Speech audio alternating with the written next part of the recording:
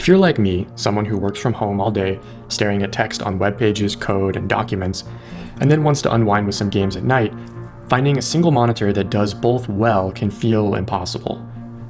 Today, we're comparing two of the best do-it-all ultra-wide monitors, the 45-inch LG GX9 OLED and the 40-inch Dell U4025QW. I've been using both side by side for the past few weeks, connected to both my M1 Max MacBook Pro for work and my RTX 3090 gaming PC for play, and I've got some thoughts that might help you decide which one is right for you. Let's start with productivity, because let's be honest, a lot of us spend more hours working than gaming. Both monitors have a 5K 2K resolution, that's 5120 by 2160, but because the Dell is smaller, it is sharper. That difference is noticeable when you look closely. The Dell's IPS black panel and high PPI make text look incredibly crisp, even when viewed up close. The LG, on the other hand, uses an OLED panel, and while that gives you gorgeous contrast and perfect blacks, text does look a little bit softer.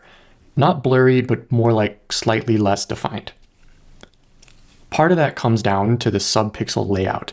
Both macOS and Windows just render text better on traditional IPS panels. After weeks of use, I've been totally comfortable working long hours on the LG with no eye fatigue. I do keep the LG a few inches further back on my desk than the Dell, since it's larger and curved, and at that distance the text clarity gap mostly disappears.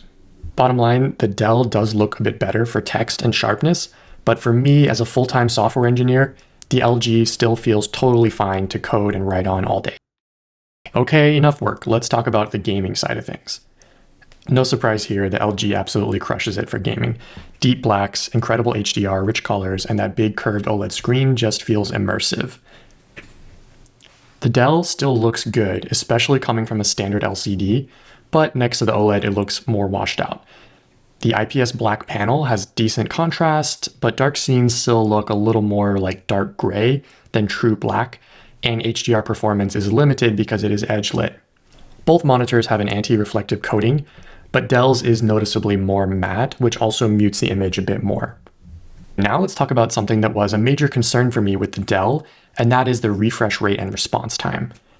The Dell advertises 120 Hz, which is rare for a productivity-focused ultrawide. The response time is listed at around 5 to 8 milliseconds, but reviews like ratings.com really slammed it in this area, saying that it is slow and blurry in motion. So I tested it in fast-paced shooters like Doom Eternal, Splitgate 2, and Ultrakill, and the Dell actually feels better than I expected, and I'm used to high refresh rate, high FPS gaming. It's certainly not esports level, but it does feel like you're actually getting 120 Hz. There is a bit of ghosting that I notice when you're swinging the camera really fast in high contrast scenes. Here's some footage I recorded at 240 FPS so you can see what I mean. But to be honest, I didn't find it that distracting and certainly not enough to bother me in most games. On the LG though, everything just feels silky smooth, instant pixel response, perfect blacks, true HDR, and it can even do esports with the dual mode 330 Hz full HD option. It's the kind of experience that really spoils you for other monitors when it comes to gaming. Here's how I'd sum it up. You won't make a bad choice with either of these monitors, but the LG GX9 just makes fewer compromises in my opinion. I would say it's about 80 to 90% as good as the Dell when it comes to productivity. But the Dell is only maybe 60% as good as the LG when it comes to gaming and content. So for me, that makes the LG the winner. Even though I spend most of my time working on it, the OLED experience is just that good. That said, if you're someone who's highly sensitive to text clarity and you do just very little casual gaming, then maybe the Dell might make more sense for you, especially if you value other features that it has like the KVM and extra ports. Either way, both of these monitors prove that the dream of having one display for work and play is finally realistic. If you want deeper dives into both monitors individually, I'll link a few great detailed reviews down below. I'm David, thanks for watching. See you in the next one.